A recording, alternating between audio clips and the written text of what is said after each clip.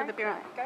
Thank you. I was really nervous leading up to this evening. You know, I was a bit worried how to start all of this off, and I was thinking, no, I don't really want to offend anybody. But what I was about to say, my partner told me earlier this week that I might sound like a grubby old man, and I really don't want to. I want to sound like a dirty old lesbian. So what I'm going to talk about tonight is something that I hold really dear to my heart, and that's boobs. I really, really love boobs. I don't know, it's always been like that. When I was younger, I thought, you know, I'll have to go and see a psych and maybe get him to analyze what the problem with me was. So I went to the psych and he said, well, I've got an easy way to solve this or figure this out. I'm going to give you some words and then you just tell me the first thing that comes up. So he said apples. And I said breasts. And he said oranges. And I said breasts. And he said watermelons. Breasts. And then he said wipers. And I said breasts. And he said to me, look, I understand how you got to breast with apples, oranges, watermelons. But how the hell did you get to breast with wipers? And I said, oh, well, it's really easy, because you get a left one and a right one. So he told me I should fuck off, I'm crazy. Earlier this year, I don't know, some of you girls will know that there was the Wellington Out Games. And when I saw that, I was really, really excited. I was like, oh yeah, I saw on the program list, I saw there was a breaststroke, and I thought, jeez, I can do that. I can do the breaststroke. I was so fucking angry when I saw it was a swimming event, because I can't swim shit. I really can't swim. So, back in South Africa, I worked in an ED for 10 years. And I always seemed to get myself into trouble with situations. Anyway, this one time at band camp, oh no, that's the wrong story. This one time I was working and this lady walked in, really pretty lady, blonde, big boobs, walked in with a little baby. And I said to her, you know, what's the problem? And she said, well, the problem is with the baby, for some reason, it's just always hungry, it doesn't seem to feed well. So I said to her, how's the baby fed? And she says, oh, the baby's breastfed.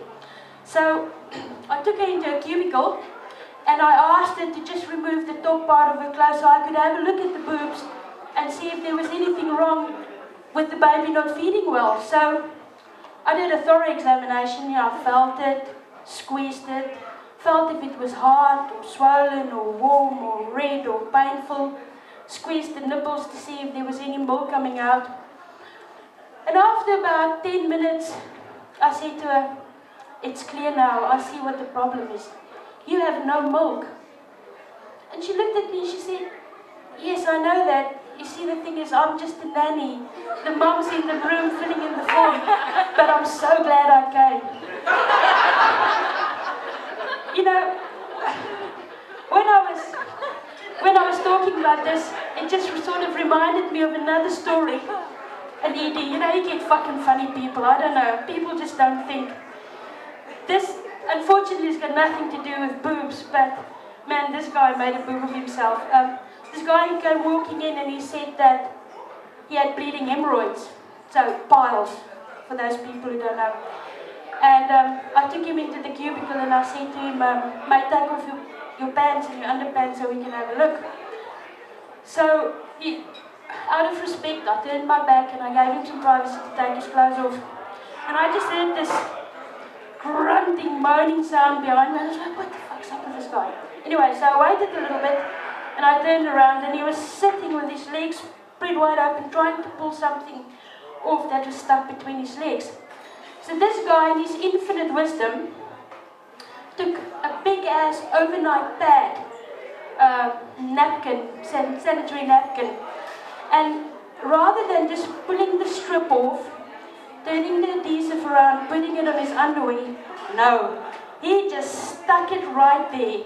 He stuck it to his balls and all the hair on his balls and the little skin between the balls and the bum. It was just hair everywhere and that thing was stuck. It was just so stuck. So I did the only humane thing that I could possibly do is I said to him, look, lie down, and I fucking ripped it off. And after about a minute of crying, that was me crying, he said to me, in all sincerity, he said to me, for the first time in my life, I realized why women are so grumpy when they have their periods, because I can't go through this every month. I just didn't have the heart to tell him he's being an asshole. I'm almost finished. Thank you for being quiet and listening, but my last little act, I've got like a little magic trick that I'd like to do. And I would like to have a volunteer to come up stage and join me. Anybody? Yeah? Amra.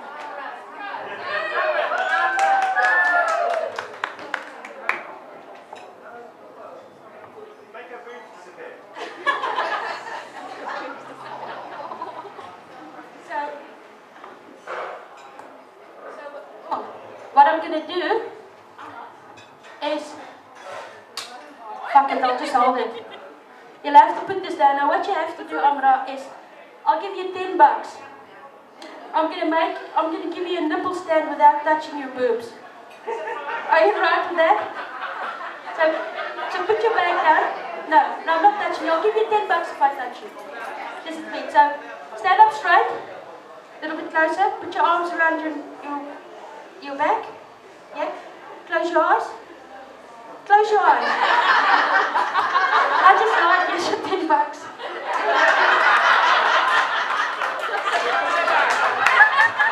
Thanks, everybody.